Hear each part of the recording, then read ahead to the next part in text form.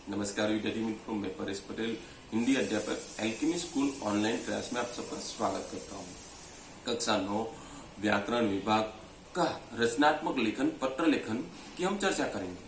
पत्र लेखन, पत्र जो हम अपने सगे संबंधियों या फिर परिवारजन या प्रियजन या मित्र जो हमसे दूर रहते हैं उनकी कुशलता के लिए या फिर हमारी कुशलता उनके तक पहुंचाने के लिए जो संदेश रूप में पत्र का प्रयोग करते हैं उसे पत्र लेखन कहेंगे। अथवा हम कार्यालय या फिर कह सकते हैं कि ऑफिशियली वर्क के लिए या फिर दफ्तर के काम के लिए जो पत्र का प्रयोग किया जाता है। जैसे कि हम जानते हैं कि प्राचीन समय से पत्र का अत्यंत महत्व रहा है। प्राचीन समय में एक स्थान से दूसरे स्थान तक पत्र पहुंचाने में काफी कठिनाइयां आती थी और महीने 2 महीने या 6 महीने तक पत्र की इंतजार किया जाता था। राजा अपने राजदूत के माध्यम से संदेश भेजते थे। या फिर हम कह सकते कि जब अंग्रेज भारत में आए तो उस समय पत्र का रूप बदल गया है। ट्रेन व्यवहार शुरू हुआ अथवा रेलवे शुरू हुई, उसके बाद पत्र ने कह सकते कि स्वर्ण युग शुरू हुआ था उस समय। वर्तमान समय की बात करें तो कहेंगे सर प्राचीन समय में तो उसका बहुत महत्व था, लेकिन वर्तमान समय में उसका क्या महत्व, क्योंकि हमारे पास आज फैक्स, ईमेल, मोबाइल जैसे अत्यंत आधुनिक यंत्र साधन है। तो पत्र की जरूरत क्या, क्योंकि हम एक ही पल में अपने से दूर रहने वाले या एक देश से दूसरे देश में रहने वाले व्यक्तियों से हम संपर्क कर सकते हैं, अपने कुशलता की बातें पूछ सकते हैं, उनको सीधा प्रत्यक्ष देख सकते हैं, प्रत्यक्ष बातचीत कर सकते हैं। तो फिर पत्र का क्या महत्व। हाँ, प्रेजेंट समय में भी, वर्तमान समय में भी पत्र की आवश्यकता है, कह सकते हैं। क्यों? क्योंकि एक विद्यार्थी अपने स्कूल या पाठशाला नहीं जा पा रहा है तो विद्यालय से छुट्टी पाने के लिए, उपस्थित न रहने के लिए जो संदेश देना है वो पत्र के माध्यम से ही कर पाएगा। या फिर पाठशाला से, विद्यालय से प्रमाण पत्र प्राप्त करने के लिए भी उसको पत्र के माध्यम जरूरत है। हम किसी कंपनी या फिर अपने आगे के भविष्य के लिए, विषय पसंदगी के लिए हम कहीं पर भी अर्जी करते हैं तो वो भी पत्र के माध्यम से किया जाता है। सरकारी कार्यालय में भी पत्र का प्रयोग किया जाता है। हाँ, एक तरफ हम कह सकते हैं कि ईमेल उसका सक्षम माध्यम है, परंतु ईमेल एक स्थायी न होकर अस्थायी माध्यम है, जबकि पत्र स्थायी माध्यम है जिसे हम प्रमाण पत्र के रूप में भी या दस्तावेज के रूप में भी प्रयोग कर सकते हैं। प्रमाण पत्र के रूप में भी जरूरी है। यह जो पत्र है, पत्र के 2 प्रकार है, एक औपचारिक और अनौपचारिक। औपचारिक अर्थात फॉर्मल और अनौपचारिक मतलब इनफॉर्मल, जिसे अंग्रेजी में फॉर्मल और इनफॉर्मल कहते हैं। औपचारिक पत्र अर्थात कार्यालय और दफ्तर या अधिकारी को जो लिखे जाते हैं वो पत्र, जबकि अनौपचारिक पत्र रिश्तेदार, सगे संबंधी या मित्र को लिखे जाने वाले पत्र। विद्यार्थी मित्रों, हम कक्षा 9 में अनौपचारिक पत्र पढ़ेंगे, जबकि कक्षा 10 में हम औपचारिक पत्र पढ़ेंगे। अनौपचारिक पत्र व्यक्तिगत अथवा व्यक्तिगत होता है। व्यक्तिगत अर्थात व्यक्तिगत मतलब हम खुद के लिए होता है, जो हम अपने रिश्तेदार या परिवारजन या प्रियजन को पत्र लिखते हैं उससे अनौपचारिक पत्र कहते हैं। यह पत्र में हम उनसे सलाह मशवरा करते हैं, अपनी कुशलता की बातें करते हैं। ये सारी बातें इस पत्र के माध्यम से आ जाती है। व्यक्तिगत पत्र के आधार पर हम सभी की कुशलता, समाचार, सलाह मशवरा इस व्यक्तिगत पत्र के आधार पर आ जाता है, जो व्यक्तिगत संबंधों के आधार पर होता है। विद्यार्थी मित्रों, इस पत्र में खास विशेषताएं क्या है तो उस पर हम ध्यान देंगे कि पत्र लिखते समय कौन सी बातें ध्यान में रखनी चाहिए। तो उसकी जो मुख्य विशेषता है वो आपके सामने प्रस्तुत है कि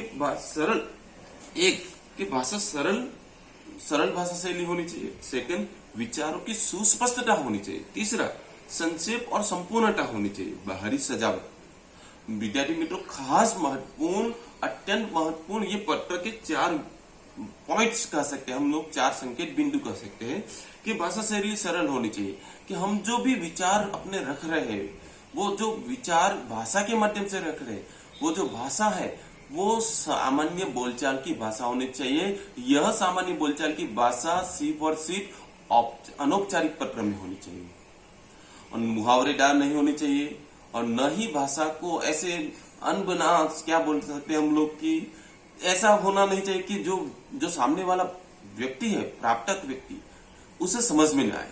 दूसरी बात है विचारों की सुस्पष्टता। अपने विचार एक क्रमबद्ध होने चाहिए, सुस्पष्ट होने चाहिए कि हम जो कहना चाहते हैं वो समझ में आ जाए, ना कि पूरा गोल गोल घुमाकर हम कहें। तीसरा पॉइंट संक्षेप और संपूर्णता। पत्र आकार में छोटा होना चाहिए और संपूर्ण होना चाहिए, क्योंकि कई बार हम देखते हैं कि पत्र इतना विशाल कर दिया जाता है कि उसमें जो पढ़ने वाला व्यक्ति है उसके पास समय का अभाव होता है, और दूसरी बात उसे पढ़ते पढ़ते निराशा आ जाती है, बोरिंग सा बन जाता है। तो इसीलिए पत्र संक्षेप होना चाहिए, और जो छोटा होता है कई बार ऐसा होता है कि बहुत कम शब्दों में कहा जाता है, लेकिन संपूर्ण पूरी बात नहीं कही जाती, इसीलिए हम समझ नहीं पाते कि पत्र किस विषय के लिए या क्यों लिखा गया है। तो इसीलिए संक्षेप और संपूर्ण भी जरूरी है, यानी पत्र बहुत ही संक्षेप में होना चाहिए और जितना हो सके उतना संक्षेप, और संपूर्ण पूरा होना चाहिए जो उद्देश्य से हम लिखते हैं। चौथा पॉइंट है बाहरी सजावट। बाहरी सजावट का मतलब ये नहीं कि हम उसे बहुत ही अच्छी तरह से सजाएं, उसका अर्थ ये है कि उसमें जो व्याकरणिक कॉमा से लेकर पूर्ण विराम से लेकर प्रश्नार्थ चिन्ह होने चाहिए। ऊपर से उसकी लेखन बहुत ही सुंदर होने चाहिए। अगर आपकी राइटिंग, कह सकते हैं कि हम लोग हैंड राइटिंग की बात कर रहे हैं, लेखन शैली की बात कर रहे हैं, तो वो सुंदर होनी चाहिए। अगर जब तक आपके पत्र सुंदर लिखावट में नहीं होंगे तो वो सामने वाले को समझ में नहीं आएंगे, दूसरी बात उनको पसंद नहीं आएंगे। तो ऐसे पत्र में ये भी महत्वपूर्ण एक विषय कह सकते हैं। तो मैंने जैसे कहा कि विशेषता है, तो पत्र लिखते समय में ध्यान में रखने जैसी बातें, जैसे मैंने कहा था कि भाषा सरल और सुस्पष्ट होनी चाहिए। पत्र लेखक तथा प्रापक मतलब जो प्राप्त करता है वो, उसकी आयु, योग्यता और पद के आधारित हमारी भाषा होनी चाहिए। हमसे बड़े व्यक्ति है तो उनके साथ कैसी बात करनी चाहिए, हमसे छोटे व्यक्ति है तो उनके साथ कैसी बात करनी चाहिए, किसी सरकारी दफ्तर के अधिकारी के साथ किस प्रकार की बातें करनी चाहिए, किस प्रकार का भाषा का प्रयोग करना चाहिए, उसकी बात करें। पत्र में लिखी बात संक्षिप्त होनी चाहिए, जैसे मैंने आपको समझाया। पत्र का आरंभ और अंत प्रभावशाली होना चाहिए, ताकि जो प्रापक है वो पढ़ने के लिए मजबूर हो जाए और आपका पत्र पूरी तरह से पढ़ पाए। भाषा और वर्तनी शुद्ध तथा लेखन स्वच्छ होना चाहिए। जैसे मैंने कहा भाषा वर्तनी भी शुद्ध होनी चाहिए, कहीं पर भी वर्तनी की कोई गलती ना हो, उसका ध्यान रखना चाहिए।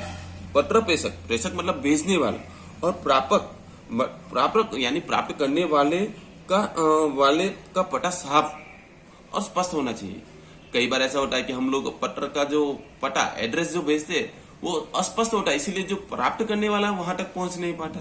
और कई बार ऐसा होता है कि जिसने भेजा है उसका नाम और पता सही तरह से नहीं लिखा गया, तो जो प्राप्त करने वाला व्यक्ति वो समझ नहीं पाता कि किसने पत्र लिखा है।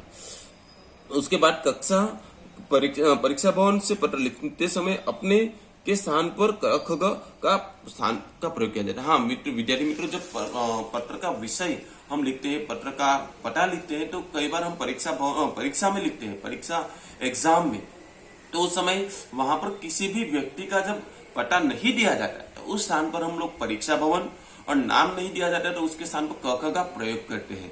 ये बात मैं आपको जब मैं पत्र का प्रारूप समझाऊंगा उस समय भी बात करूंगा। उसके आगे का पॉइंट है कि कक्षा परीक्षा भवन लिखना चाहिए। अपना पता और दिनांक लिखने के बाद एक पंक्ति छोड़कर लिखने का चाहिए। हाँ विद्यार्थी मित्रों, अपना जो पहले अपना एड्रेस लिखते हैं, पता लिखते हैं, उसके बाद दिनांक लिखते हैं, दिनांक के बाद एक लाइन छोड़नी चाहिए, एक पंक्ति को छोड़कर हम अभिवादन करते हैं, संबोधन करते हैं और अभिवादन करते हैं। नमस्कार विद्यार्थी मित्रों, तो अब तक हमने पत्र किसे कहा जाता है, पत्र का वर्तमान में क्या महत्व है, पत्र के दो प्रकार की चर्चा की, औपचारिक अनौपचारिक, और पत्र लिखते समय हमें कौन कौन सी बातें ध्यान में रखनी चाहिए उसके ऊपर चर्चा की। अगली कक्षा में हम औपचारिक पत्र का प्रारूप और उसके भेद की यानी उसके प्रकार की चर्चा करेंगे। धन्यवाद।